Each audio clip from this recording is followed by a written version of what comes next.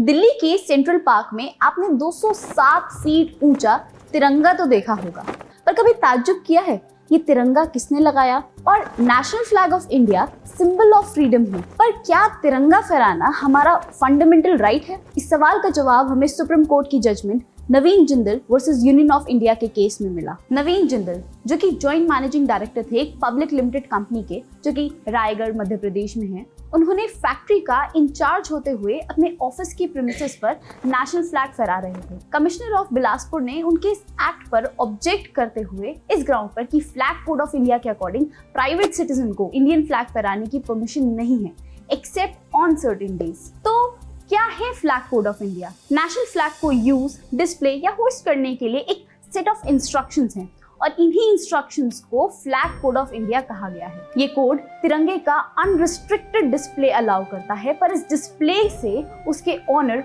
और डिग्निटी की रिस्पेक्ट होनी चाहिए। It mentions that the tricolour can not be used for commercial purposes and it can not be dipped in salute to any person or thing. Also flag को किसी decorative item की तरह use नहीं किया जा सकता और ऑफिशियल डिस्प्ले के लिए वही फ्लैग यूज हो सकते हैं जो ब्यूरो ऑफ इंडियन स्टैंडर्ड्स में दिए गए स्पेसिफिकेशंस को एडेयर करते हैं। तिरंगे से रिलेटेड और भी रूल्स हैं। The emblems and names prevention of improper use act of 1950, the prevention of insult of national honour act of 1971 और part 4A of Indian constitution fundamental duties, इन सारी चीजों में ये रूल्स मेंशन है। Coming back to Naveen Jindal case, commissioner के तिरंगा फहराने के ऑब्जेक्शन पर नवीन जिंदल ने हाई कोर्ट में रिट पिटिशन फाइल की, ये कहते हुए कि कोई लॉ ऐसा नहीं है जो इंडियन सिटीजन को नेशनल फ्लैग फहराने से प्रोहिबिट करता है। नवीन जिंदल का ये कहना था कि फ्लैग कोड में गवर्नमेंट ऑफ इंडिया के एग्जीक्यूटिव इंस्ट्रक्शंस दिए गए हैं और प्राइवेट सिटीजन को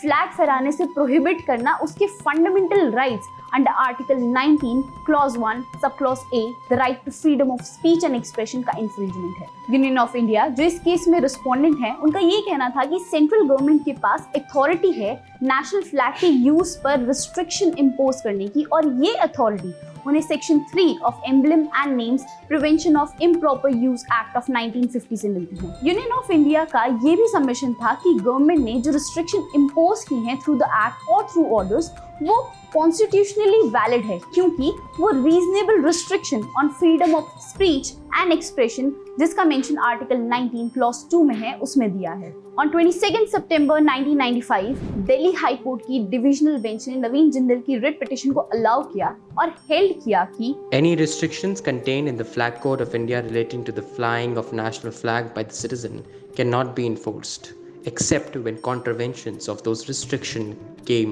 within the purview of any law in force.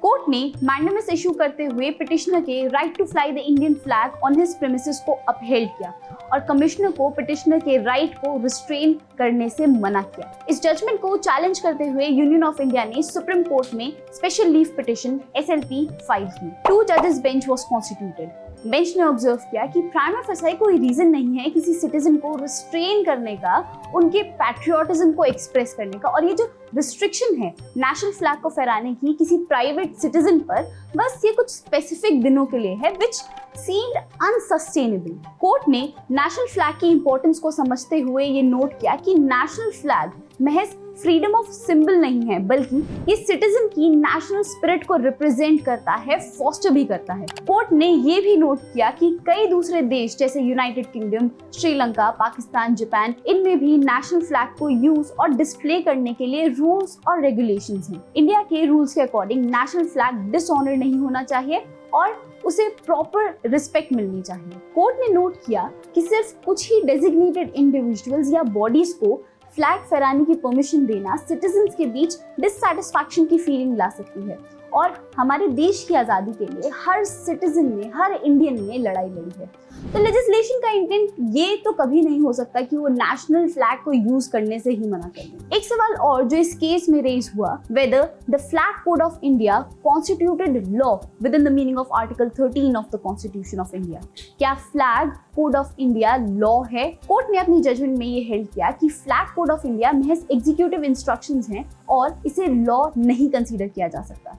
The Flag Code of India could be used for the basis of statutory right to fly national flag in India. And to answer the main question, whether flying the national flag is a fundamental right under the Constitution. National flag की importance, Constituent Assembly की debates और दूसरे देशों के existing laws को consider करते हुए court ने held किया कि national flag को फहराना symbol of expression में आता है, which is protected as fundamental right to expression under Article 19, Clause 1, Subclause A of the Constitution of India. मैंने वीडियो की शुरुआत में आपसे एक सवाल पूछा था कि दिल्ली के राजीव चौक पर जो 207 फीट का तिरंगा है वो किसने लगाया है। जवाब है फ्लैग फाउंडेशन ऑफ इंडिया, जिसके फाउंडर हैं नवीन जिंदल। और ऐसे ही कई मॉन्यूमेंटल फ्लैग्स ऑर्गेनाइजेशन ने लगाए हैं, जो कि विजयनगर कर्नाटका, जयपुर राजस्थान, त्रिवेंद्रम, काबुल अफगानिस्तान, और ऐसी लिस्ट है जो आपकी स्क्रीन पर नजर आ रही होगी। इन सारी जगहों पर इस ऑर्गेनाइजेशन ने अपने मॉन्यूमेंटल फ्लैग्स लगाए हैं। Thank you so much for watching our video. We wish you all a happy Independence day.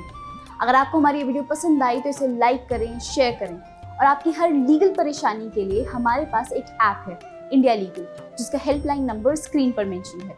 ये ऐप आपके लिए 24/7 अवेलेबल है। इस ऐप के जरिए ऑडियो, वीडियो और टेक्स्ट से अनुभवी वकील आपकी मदद करेंगे। आप हमारी app India Legal app store और गूगल प्ले स्टोर से डाउनलोड कर सकते हैं। And for more such legal updates, subscribe to our YouTube channel India legal.